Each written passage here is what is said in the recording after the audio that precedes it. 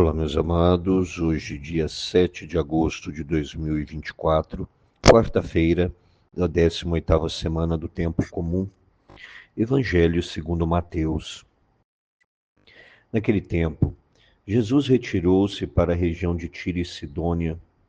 Eis que uma mulher cananeia, vindo daquela região, pôs-se a gritar: Senhor, filho de Davi, tem piedade de mim. Minha filha está cruelmente atormentada por um demônio. Mas Jesus não lhe respondeu palavra alguma. Então seus discípulos aproximaram-se e lhe pediram: Manda embora essa mulher, pois ela vem gritando atrás de nós. Jesus respondeu: Eu fui enviado somente às ovelhas perdidas da casa de Israel. Mas a mulher, aproximando-se, prostrou-se diante de Jesus e começou a implorar: Senhor, socorre-me.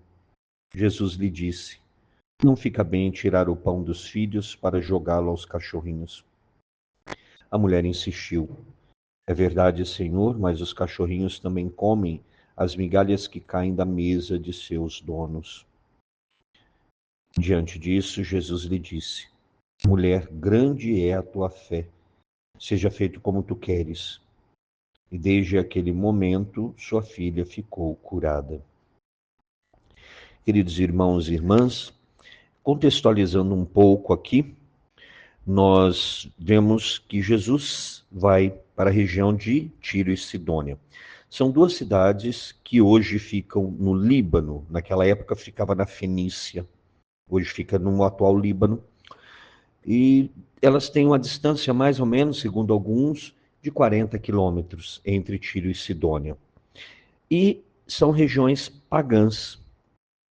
Quando Jesus chega ali, vem uma mulher cananeia, portanto, Canaã era uma região fértil que hoje engloba o atual Israel, Cisjordânia, Jordânia, parte do Líbano, Síria. Tá? Era uma região muito fértil. E essa mulher cananeia, portanto, vem de Canaã, é uma mulher pagã. E nós vamos entender aqui, porque parece que Jesus dá a essa mulher uma resposta tão grosseira, mas precisamos entender também o contexto ali. Porque essa mulher vai até Jesus e pede Senhor. Senhor é um título divino, é um título que eu reconheço, ou seja, ela, pagã, está reconhecendo em Jesus aquilo que os judeus não estão reconhecendo, que é a messianidade dele. Ele é o Messias, é o Filho de Deus. Então ela o trata, Senhor, filho de Davi. Tende piedade de mim, minha filha está cruelmente atormentada por um demônio. E Jesus não tem reação nenhuma. Jesus não briga, mas também não responde, simplesmente não responde. Mas aí é interessante, a mulher não desiste, apesar da indiferença, vamos dizer assim, de Jesus, ela não desiste, ela continua atrás deles, gritando, a tal ponto que os apóstolos vão falar, pelo amor de Deus, manda embora essa mulher, porque ela vem gritando atrás de nós. E aí ela se aproxima de Jesus e se prostra. Também um outro gesto de adoração, de reconhecimento que aquele com quem eu estou falando é superior a mim, que estou pedindo. Então a mulher se aproxima, se prostra diante de Jesus e começa a implorar: Senhor, socorre-me. Jesus já sabia qual era o problema. Aqui que eu digo que Jesus dá uma resposta um tanto quanto intrigante, uma resposta que nos choca até, porque parece que Jesus está sendo extremamente grosseiro. Jesus está chamando a mulher de cachorro, não somente ela, a filha dela também. Mas vamos entender aqui, porque a resposta que Jesus dá é: não fica bem tirar o pão dos filhos para jogá-lo aos cachorrinhos. Os filhos são os israelitas, os judeus, portanto, e os cachorrinhos, os pagãos. Por quê? Vamos entender o porquê que naquela época os pagãos eram reconhecidos ou tinham este apelido de cachorro. Não é o sentido que nós temos hoje na língua portuguesa. Por quê? Os filhos são aqueles que ficam na casa, portanto, aqueles que pertenciam a Israel. E, geralmente, hoje não, mas naquele período, os cachorros ficavam fora, no quintal. Então, fora do território de Israel. Então, eram os pagãos. Então, repito, os israelitas, os judeus, pertenciam à casa, eram os filhos, estavam dentro do território de Israel. Quem estava fora do território de Israel eram os pagãos, que assim como os cachorrinhos, ficam fora no quintal, não ficam dentro da casa. Por isso eles tinham esse nome de cachorrinhos, né, de cachorro. Mas a resposta dessa mulher é espetacular, tanto é que ela vai ser elogiada por Jesus. Ela fala: é verdade, Senhor, mas os cachorrinhos também comem das migalhas que caem da mesa de seus donos. Então, quando Jesus, ela poderia ter virado as costas e falado: esse homem aí, né, não quer saber, não, foi mal educado, foi grosseiro comigo. Não. E aqui nós devemos aprender, às vezes, diante de um silêncio de Deus, ou de parece que o Senhor não nos dá uma resposta. Ao invés de a gente ficar reclamando, blasfemando, a gente deve intensificar nossa oração e esperar em Deus o momento de Deus para Ele realizar. E aí o Senhor vira para ela, por quê? Porque ela fala para ele: é verdade, não deve ser tirado o pão dos filhos. Não, não deve ser tirado. Mas a gente participa, a gente come um pouquinho da migalha que cai.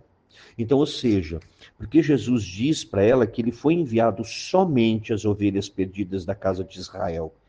E ela não era da casa de Israel, ela era uma pagã, uma cachorrinha.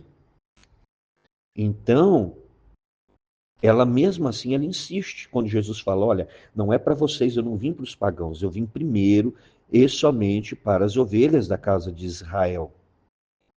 E aí, diante do que a mulher fala, que realmente, nós, né, como se ela dissesse: Senhor, eu sei que o Senhor veio para os filhos, para os judeus, mas eu também estou aqui, eu também, né, como uma cachorrinha, como um cachorrinho come as migalhas que caem da mesa, que eu também possa, que a minha filha também possa ser tocado pela tua graça, que neste primeiro momento é para os judeus. E aí Jesus realmente fica tocado com o que a mulher diz, e ele responde: mulher, como eu disse, mulher naquele período não era pejorativo, não estava desprezando, muito pelo contrário, era a mesma coisa que senhora, mas não existia o termo, então se usava mulher. Mulher, grande é a tua fé, seja feito como tu queres. E ali a filha dela ficou curada. Então, como eu dizia, esta mulher nos ensina que aquilo que às vezes parece impossível num primeiro momento ou muito difícil, que nós não desistamos, que nós insistamos para, né, com a nossa oração, atingir o céu, atingir o coração de Deus e dali receber a graça necessária.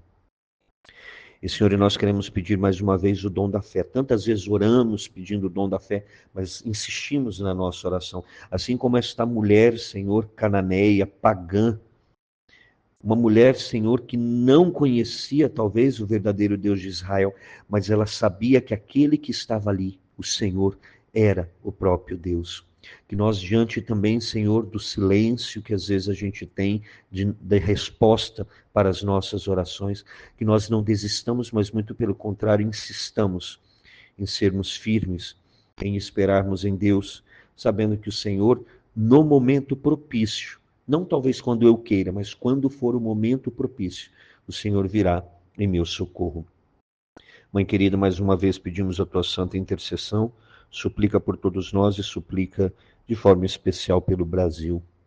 Ave Maria, cheia de graça, o Senhor é convosco.